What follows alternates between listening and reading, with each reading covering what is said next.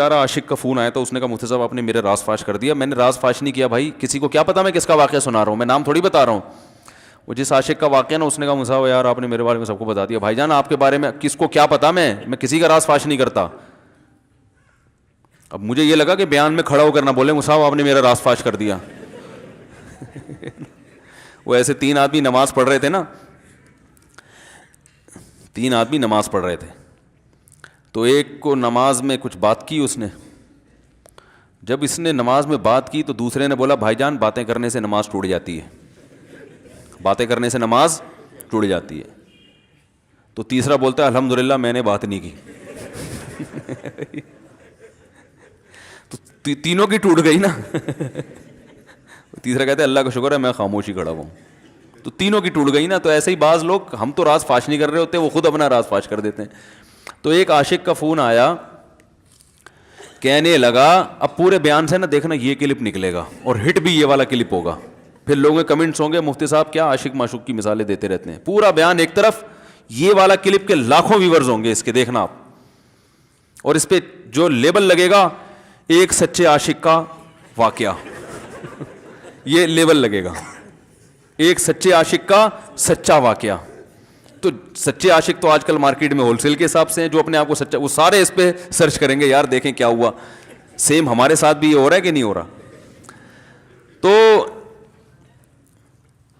وہ مجھے کہنے لگا کہ مجھے کسی لڑکی سے عشق ہو گیا ہے, فون آیا میرے پاس, عشق ہو گیا ہے تو میں کیا کروں, میں بڑا پریشان ہوں. میں نے کہا بھائی اگر ہو گیا ہے, کوئی اچھی ہے, اچھے گھرانے کی ہے, تو آپ والدین سے بات کر لو, نکاح کر لو. لن تری للمتحابین مثل النکاح, حدیث میں آتا ہے 2 محبت کرنے والوں میں نکاح سے بہتر کوئی چیز نہیں ہے. تو ہم تو نہیں کہتے کہ اس کو ختم کرو, آپ شادی کر لو بھائی, نکاح کر لو بھائی, حرام حلال میں تبدیل ہو جائے گا. کہنے لگا کہ یار وہ مفتی صاحب مسئلہ یہ ہے کہ اس کے ابا نہیں مان رہے. میں نے کہا ابا کو, پھر مجھے نہیں فون کرو, ابا کو فون کرو, جو میں اس کا ابا نہیں ہوں. تو پھر ابا کو فون کرو, اس کے یہی اپنی فریاد اس کے ابا کے سامنے رکھو. کہہ رہے یار بہت ٹرائی کر لی, بہت کوشش کر لی, اس کے پیرنٹس ماننے کے لیے تیار نہیں ہیں. تو میں نے کہا بھائی دیکھو جتنے حربے تھے آپ استعمال کر کے دیکھو ابا اماں کو سمجھانے کے, کہہ رہے نہیں مان رہے. میں نے کہا پھر چھوڑو اس کو, لعنت بھیجو. ایک چیز مقدر میں نہیں ہے, غلط طریقے سے حاصل کرنے کی کوشش مت کرو. شریف لوگ شریفوں کی طرح ہی کرتے ہیں نا. تمیز کا یہی ہے کہ ابا اماں سے بات کی جائے. میں نے کہا میں دعا کر لوں گا آپ کے لیے, آپ نے مجھے کچھ سمجھ کے فون کیا تو میں بھی دعا کرتا ہوں, اے اللہ اس کے لیے بہتر ہے تو مقدر فرما دے, ابا کو دل کو نرم کر دے. ابا کو چاہیے وہ جب خود کسی کے ابا سے انہوں نے اپنا سوچے نا, ابا سے میری بات, میں نے یہ بھی کہا کہ ابا سے بات کرا دو. میں ابا کو سمجھاؤں گا بھائی اگر بندے میں کوئی بڑی خرابی نہیں ہے تو یار بلا وجہ خام خواہ انکار نہ کرو. لیکن وہ بقول اس کے بھائی سارے حربے ناکام ہو گئے. تو میں نے کہا پھر وہاں سے دماغ ہٹاؤ. یہ جو عاشق لوگ کہتے ہیں نا ہم دماغ ہٹانا بھی چاہیں تو نہیں ہٹتا, جھوٹ بولتے ہیں, یہ جھوٹ بولتے ہیں, یہ ہٹانا چاہتے ہی نہیں ہے کمبخت. حقیقت بتا رہا ہوں آپ کو, دنیا میں بڑی سے بڑی محبت ختم ہو سکتی ہے اگر انسان چاہے. مر جاتے ہیں تو محبت ختم ہوتی ہے کہ نہیں ہوتی؟ دیکھو جب میاں مرتا ہے, جوان شوہر مر جائے کسی خاتون کا, بوڑھے کو تو وہ چاہتی ہیں کہ بعض دفعہ کہ بھائی اب اس کو نچوڑ تو لیا ہے ہم نے, پورا پینشن ملے گی اب تو ہمیں, پلاٹ بھی دے دیا اس نے, گھر بھی میرے نام کر دیا, بچے بھی بڑے کر دیے. بعض خواتین کیا کرتی ہیں, جوانی میں میاں کو نچوڑنے کے بعد بڑھاپے میں بہت ستاتی ہیں. بھائی سب خواتین کی بات نہیں کر رہا میں, لیکن بعض خواتین ایسا کرتی ہیں, وہ بڑھاپے میں میاں کو, کیونکہ وہ کسی کام کا نہیں ہے نا کھانسنے کے علاوہ, تو بچوں کے ساتھ مل کے انتقام لیتی ہیں اس سے. ایسا نہیں کرنا چاہیے, بہت بڑا جرم ہے. عورت غیرت مند ہوگی نا تو بڑھاپے میں بچوں کی طرفداری کے بجائے اپنے شوہر کی طرفداری کرے گی. یہ بھی اچھے اخلاق کی علامت ہے. وہ کہے گی بیٹا تمہیں جو میں نے اتنی محبت سے پالا ہے نا, اس شخص نے مجھے سہارا دیا, گھر دیا, اس نے مجھے چھاؤں دی, اس کی بیس پر آج تمہارے بازوؤں میں قوت ہے. تو غیرت مند عورت کیا کرے گی, وہ بڑھاپے میں کس کا ساتھ دے گی, مرد کا ساتھ, شوہر کا ساتھ دے گی, بچوں کی سائڈ نہیں لے گی. وہ آج کل بچوں کی سائڈ لینا شروع کرتی ہیں, بچوں کے ساتھ مل کے اس کو ستاتی ہیں, کیونکہ اب بچوں سے مفاد ہے نا. اور غیرت مند آدمی بھی ایسے موقع پر بچوں کی سائڈ نہیں لے گا, وہ کس کی سائڈ لے گا, بیوی کی. وہ کہے گا بھائی پہلے یہ رفیق ہے, پہلے یہ بیٹا میری زندگی میں آئی ہے, تم بعد میں آئے ہو, صحیح ہے نا, پہلے یہ ہے بعد میں تم ہو.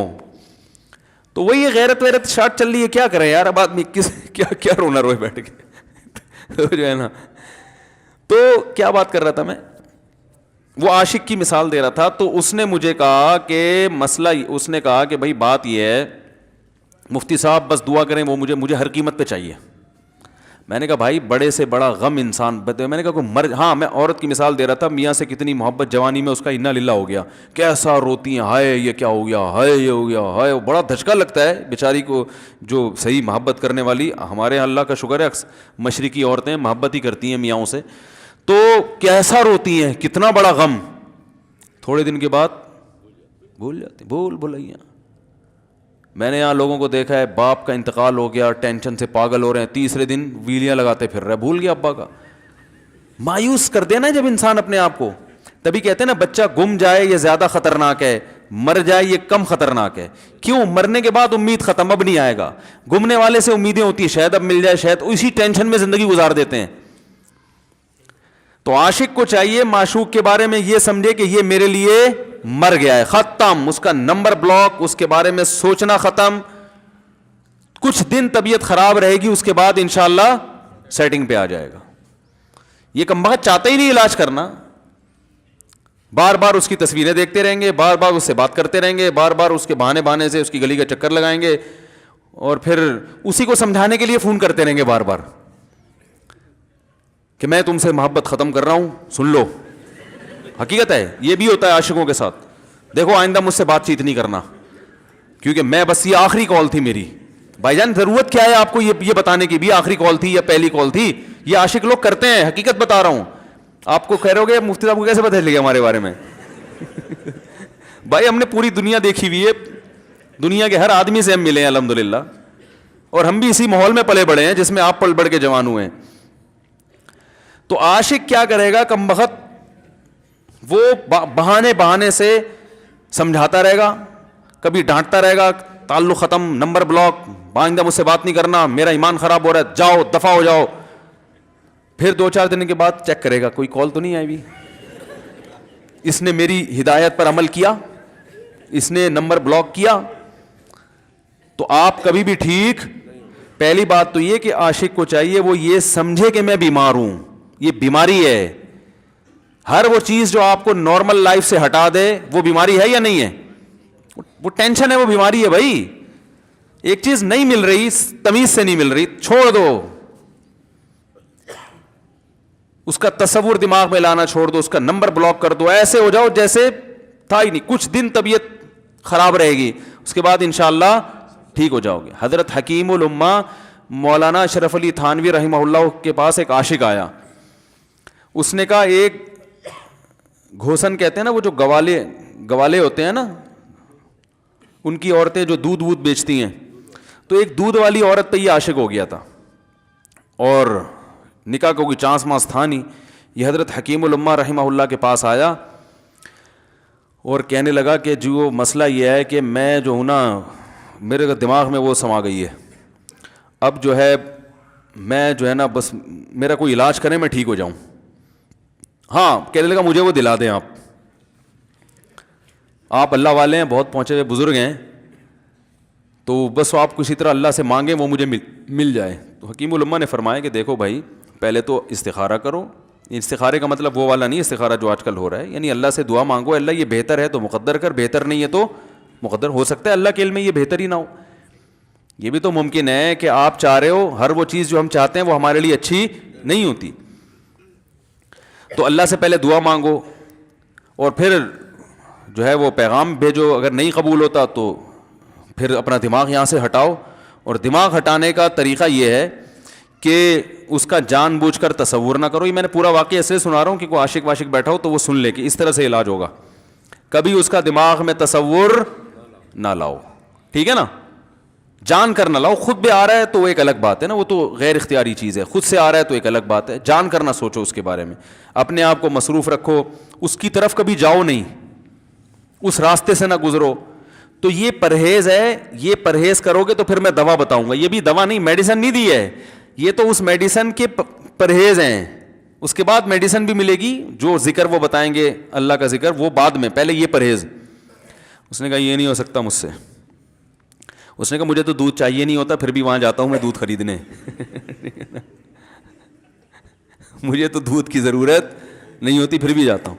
اور کہا آپ بس مجھے کسی طرح سے وہ دلا ہی دیں. تو حکیم الامہ پہلے زمانے میں لوگوں میں بزرگوں کا احترام بھی تھا. انہوں نے ایک تھپڑ لگا دیا اس کے. اب دیکھو آپ کہو گے بد اخلاقی ہے تھپڑ لگانا، حالانکہ یہ عین اس موقع پر کیا تھے؟ اخلاق تھے. انہوں نے ایک زور سے تماچا لگایا، کہا کہ جب علاج کرانے آیا ہے تو طبیب کی بات مانتا ہے نہیں. اب ڈاکٹر اگر کسی مریض کو کہے یہ کرو وہ کرو، کہہ رہا ہے میں یہ نہیں کروں گا، تو ڈاکٹر کہ دفعہ ہو یہاں سے، میرا ٹائم کیوں ضائع کر رہے. ایک تھپڑ لگایا اس کے زوردار نا. بولا جب آئے ہو ہم سے علاج کرانے کے لیے اور ہماری مانتے نہیں ہو تو ٹائم کیوں ضائع کرو ہمارے. زور سے تماچا لگایا. لوگوں میں صلاحیت تھی پہلے زمانے میں. اگلے دن آیا کہہ رہا ہے آپ کے اس تماچے کے ساتھ ہی میرا عشق ختم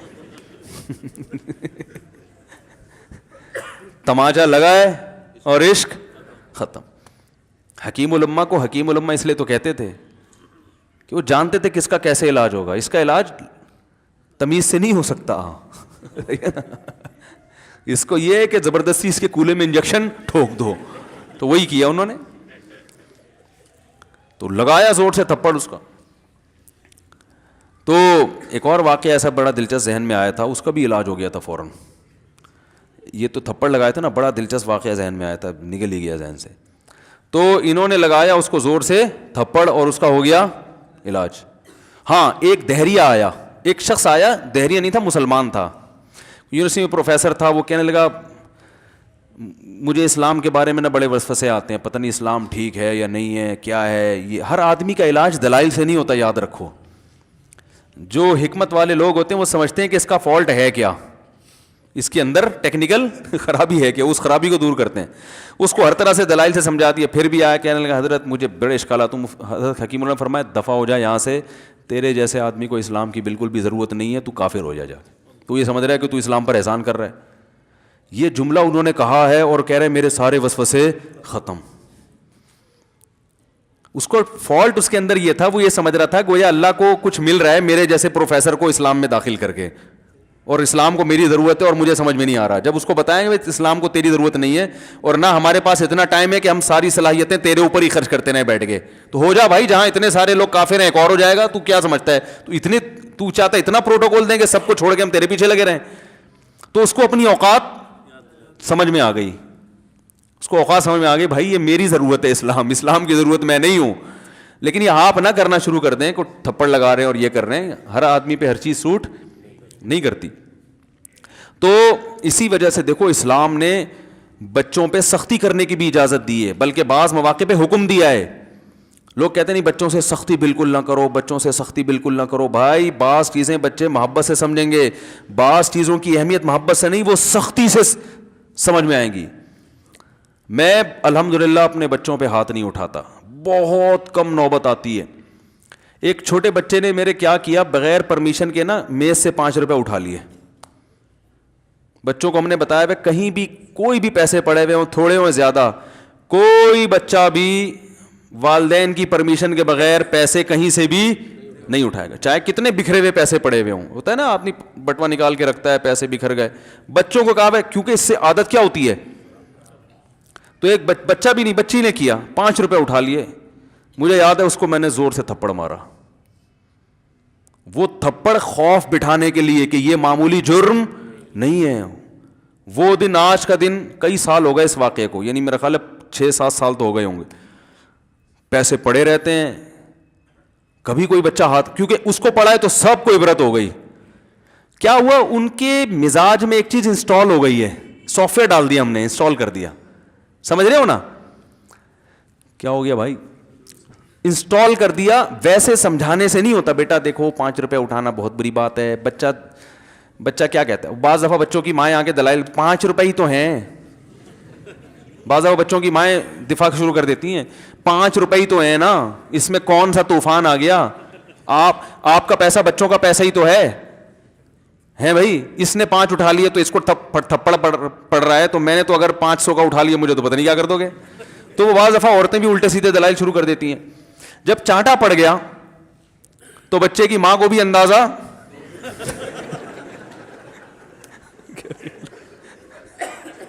کہ بھائی یہ بڑا جرم ہے. بھائی دلائل گئے ایک تیل لینے, ہمارا یعنی یہ گویا باپ نے پیغام دے دیا کہ دلائل کیا ہیں, بچہ صحیح کر رہا ہے غلط کر رہا ہے, اس کے کیا دلائل ہیں, ایک طرف محض یہ چیز برداشت, پیسوں کے معاملے میں ایکوریسی ضروری ہے. جہاں محبت ہونی چاہیے, ہاں عشق, وہ عاشق کی بات کر رہا تھا میں, تو میں نے اس کو